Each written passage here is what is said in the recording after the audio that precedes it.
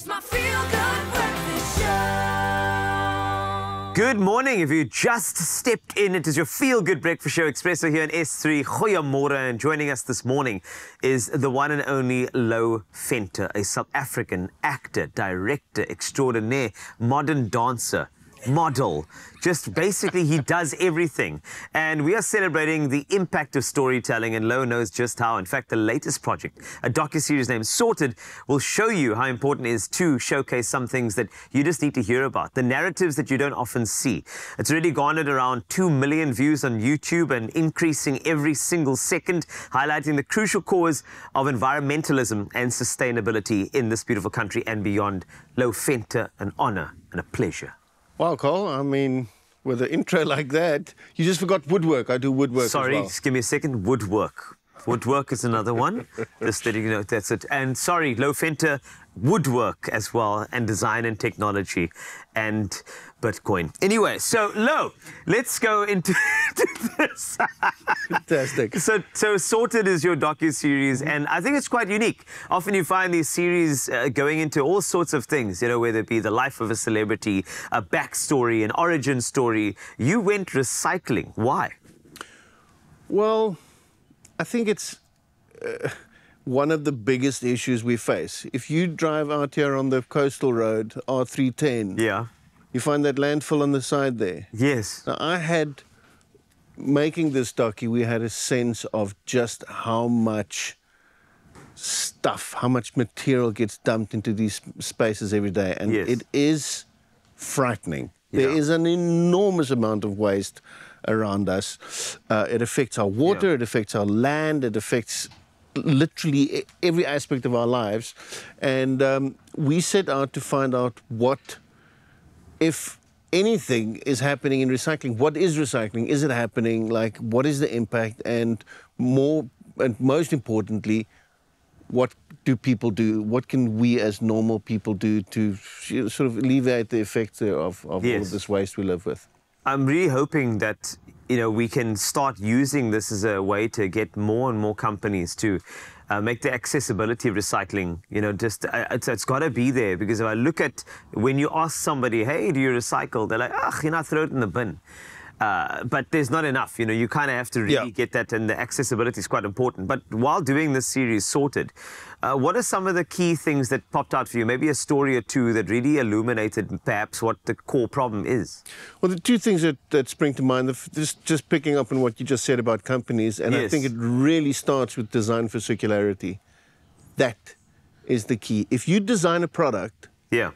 and it's not designed to go into the recycling system later on, well, then we've already lost. Correct. Luckily, companies are getting better at it. Like, there's a lot of stuff that can be recycled. Even liquid board, the stuff that you make, like those long life milk Yes. packets out of. Like, there's an amazing amount of stuff that works, and then the other designs that don't work. But that's the industrial side of it. What really struck me when traveling throughout the whole country is the people at the forefront of waste collection. The people that pick the waste up, Yes. that keep the streets clean. It's a lot of women. Women are driving this thing. It's incredible. You go to KwaZulu-Natal and you find there's a whole industry of gogos that keep families going with waste collection. And that's the thing, is that it's a grassroots movement. You know, I talk about design for circularity, and the big companies do things, but the people that keep it going are regular people that do amazing, amazing things. And it's never just about waste. It's always seems to boil down to community upliftment as well. Like, people are empowering themselves through solving this problem, and that's just an astounding thing. I really hope that your series opens up the conversation even more than it has already. In fact, I don't think it's been opened up often enough about recycling. And from production to when it arrives at our home to usage and then us throwing it away, I think there needs to be more interventions with regard to that. So when I look at Sorted as a consumer, as somebody who uses these materials, what type of message do you want me to receive when I watch this docu-series? Cool. So the fundamental things are this. Waste isn't necessarily waste.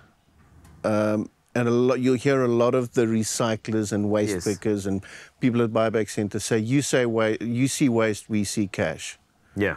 You see trash, we see cash. Yes. And that is the reality, that these materials that we use are resources. They are not to be thrown away. So that's the number one thing. Because your cardboard, your glass, your metals, your paper, all of those things can be put back into the system and they can be turned into something useful for the community. So that's one way of thinking about it. But more importantly is a very, very simple thing. You and me and everybody else in their homes or in their offices, we can streamline this thing because it's about margins of efficiency. Mm-hmm.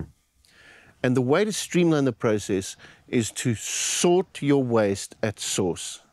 So if you're in your office or in your home, put your paper in one place, put your metals in one place, put your plastics in one place, put your liquid board in one place, separating the waste at source.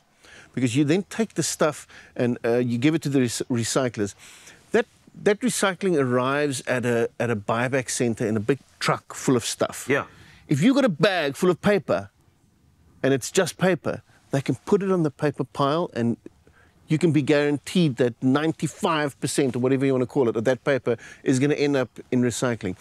You mix that bag with stuff, then more of it is going to end up going back to a landfill. If you take a plastic bottle, for instance, and you put a little piece of metal in it, just a little strip or a cigarette butt or something, what often happens is that bottle goes into a whole bunch of other bottles, it gets compressed into a big bale, and then what happens is at the recycling factory, the recycling plant, that bale will go across a conveyor belt and a laser machine will scan it and it'll say, no, there's an impurity in this bale. And it'll push that whole big block and take it to landfill because of that one little piece of metal in there. Wow. So keep the stuff clean, keep it separated, and that way your waste actually you get more bang for your buck. Absolutely incredible. Louw, you have done so well with this, and I just want to congratulate you for Sorted on YouTube. Absolutely wonderful. Thanks, my man. And let us continue recycling and looking after our communities. And remember, at the source, let's look after the system, make it more streamlined, and get recycling as soon as possible. Because sometimes it's not waste. It could actually be wasty.